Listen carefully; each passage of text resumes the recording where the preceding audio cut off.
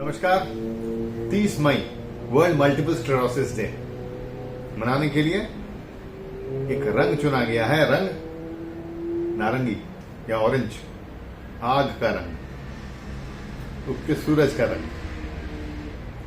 आग से याद आता है मुझे कि सबसे भीषण जो आग लगी थी हिंदुस्तान के इतिहास में, जिसने कि हिंदुस्तान का एक अच्छा खासा इतिहास मिटा दिया, वो थी नालंदा में, बिहार का वो यूनिवर्सिटी जो कि हजारों साल तक कई बड़े बड़े लोगों को तैयार किया। नालंदा मतलब है ना, नालन यानी कि कमल, दा यानी कि जो देने वाला हो। कमल के जैसे लोग जो कि पानी में रहकर भी पानी से ऊपर रहते थे और जो कि कीचड़ से रस लेकर खुशबू और रंग में बदल देते थे। आर्यभट्ट, नागार्जुन, वेनसांग, हर्षवर्धन, ऐसे कुछ बड़े नाम जो कि उस नालंदा विश्वविद्यालय के आचार्य रहे थे या वहां के पढ़े लिखे थे। हुआ कुछ यूं, 1193 12वीं शताब्दी में एक तुर्की आक्रांता हुआ, बख्तियार खिलजी। बख्तियार खिलजी पूरी ताकत के साथ हिंदुस्तान में घुसा था। दो चीजें करते हैं आक्रांता, चाहे वो हुन हो, चाहे वो तुर्क हो, चाहे वो और कोई हो। पहला काम करते हैं जो धन है उसे लूट लो, और दूसरा है जो संस्कृति है उसे मिटा दो। संस्कृति कैसे मिटाओ? वहां के पुस्तकालय जला दो, वहां के मंदिर तोड़ दो, संस्कृति मिट जाएगी। तो बख्तियार खिलजी भी ये हरकतें करता हुआ आ रहा था, लगभग बिहार के पास पहुंच गया है। 20 से 30 साल के बीच का बख्तियार खिलजी अचानक एक अच्छा घुड़सवार, एक अच्छा तीरंदाज, एक अच्छा भाला फेंकने वाला, एक अच्छा निशानची, एक दिन अचानक पाता है कि चीजें उसे धुंधली दिख रही है। जहां वो तीर मार रहा है वो नहीं लग रहा है, भाला फेंक रहा वो भी नहीं लग रहा है सही जगह। घोड़े से गिर जाता है क्योंकि संतुलन नहीं बना पाता। रथ में लाया जाता है, फिर भी खड़ा नहीं हो पाता क्योंकि चक्कर आ रहा है उसको। आकर बताता है अपने नौकरों को कि पानी गर्म करो, मैं बाथ टब में नहाऊंगा। गर्म पानी के टब में जब नहाने को जाता है, हाथ लगाता है और बोलता है कि अरे अभी तक पानी गर्म ढंग से नहीं हुआ है, और दंड देता है अपने नौकर को। साथ वाले आके देखते हैं कि अरे पानी तो लेकिन गर्म है पूरा, यानी कि गर्म और ठंडे का एहसास कम हो गया क्या सुल्तान को। रात में यूरिनरी इश्यूज, पेशाब करने में तकलीफें कुछ होती हैं। कुछ दिनों बाद उसके हरम से खबरें आती है कि कमजोरी आ गई है लगता है बख्तियार खिलजी में। बड़ा चिंतित होता है। तरह तरह के हकीम, वैद्य बुलाए जाते हैं, लेकिन हकीम बुलाए जाते हैं, वैद्य क्या, हकीम बुलाए जाते हैं, लेकिन हकीम किसी काम के नहीं होते। जब स्थिति गंभीर होने लगती है, हाथ पैर में अकड़न आनी शुरू होती है, दर्द बढ़ता है, तो ऐसा बोला जाता है कि पास ही एक विश्वविद्यालय है, वहां के आयुर्वेद के आचार्य हैं आचार्य राहुल शीलभद्र, बड़े ही ख्याति प्राप्त हैं, और उन्हें बुला लिया जाए। पहले तो नानुकुल करता, लेकिन स्थिति इतनी गंभीर थी तो बख्तियार खिलजी बोलता कि ठीक है बुलाए जाते हैं आचार्य राहुल शीलभद्र। आचार्य राहुल शीलभद्र को बख्तियार खिलजी खुद को परीक्षण या परीक्षा करने के लिए देता है। शीलभद्र बोलते हैं हाँ इलाज हो सकता है, लेकिन शर्त रखता है खिलजी। बोलता है ना तो मैं तुम्हारा दिया हुआ कुछ खाऊंगा, ना तो मैं दिया हुआ तुम्हारा कुछ पीऊंगा, ना तो लेप लगाऊंगा, मुझे ठीक करो वरना गर्दन उतरवा दूंगा। आचार्य राहुल शीलभद्र बात सुनते हैं, मुस्कुराते हैं। 2 दिन बाद आते हैं और कहते हैं कि ठीक है, ये रहा किताब, कुरान है, ये तो पढ़ते हो तुम। दिया गया कुरान हाथ में कि पढ़ो, लेकिन 10 पन्ने से ज्यादा मत पढ़ना, और 3 महीने बाद आना मेरे पास।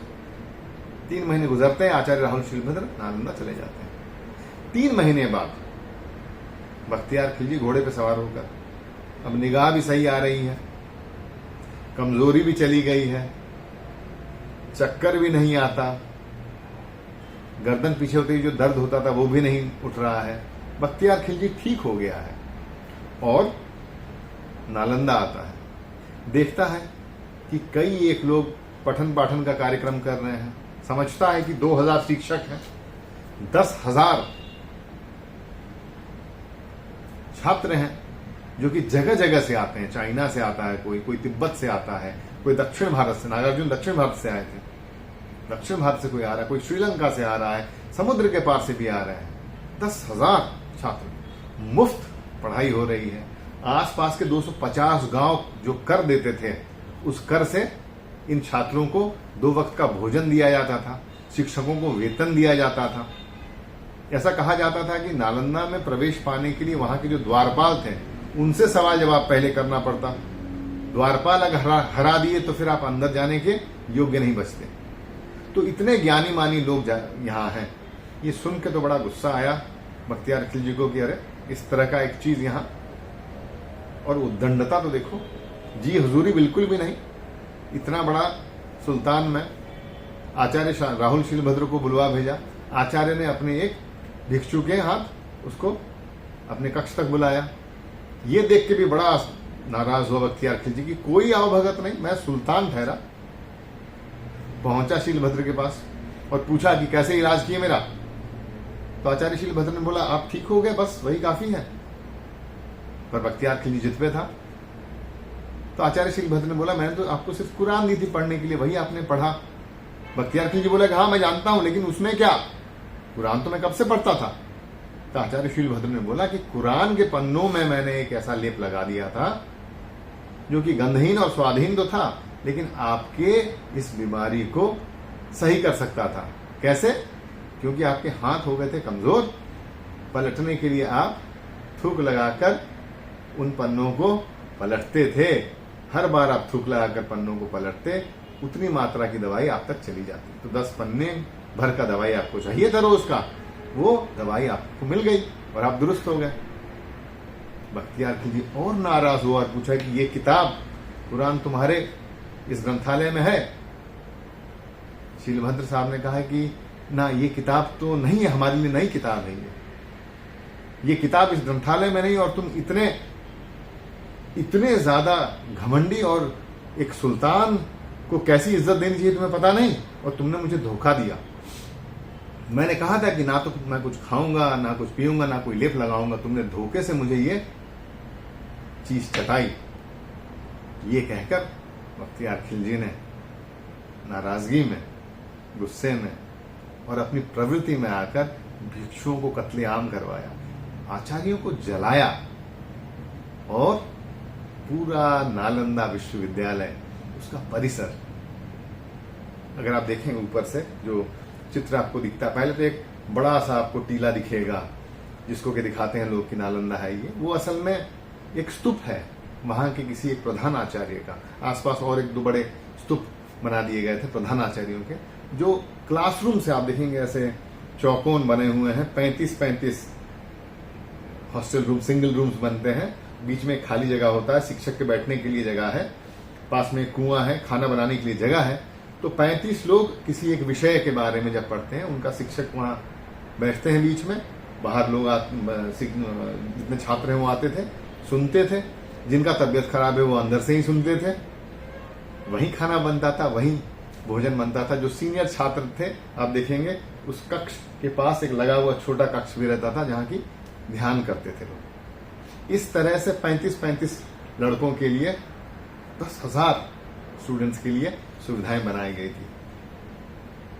विशेष थी वहां की लाइब्रेरी, 3 लाइब्रेरीज, ऐसा कहते हैं कि 9 मंजिला लाइब्रेरी थी। रत्न सागर, रत्न दधी और रत्न प्रभा शायद नाम भूलता हूं मैं, जिसमें कि 90 लाख मैन्युस्क्रिप्ट्स, पांडुलिपियां थी, जिनको कि जलाया गया और 3 महीने तक जली। अब आपको लगता हो कि 3 महीने तक क्या जली होगी भाई, तो पांडुलिपियां मैं अगर बताऊं तो उड़ीसा में अगर जाएं तो उड़ीसा में ताड़ के पत्ते के ऊपर लिखे जाते हैं, इस तरह है ना। यहां अगर आप देखें तो ये ताड़ के पत्ते के ऊपर लिखा गया है, लेखनी से लिखा गया है।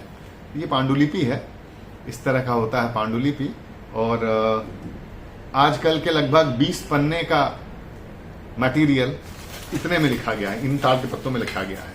तो इस तरह अगर आप देखें तो 20 पन्ने का तो एक किताब होता नहीं ना, तो इस तरह के समझ लीजिए 10 एक किताब के बराबर इस तरह के 90 लाख किताबें थी, जो कि आइदर भोजपत्र पे लिखी हुई थी, बर्च का जो बार्क ऑफ द बर्च बोलते हैं उस पे लिखी गई थी, या ताड़ के पत्ते पे लिखी गई थी।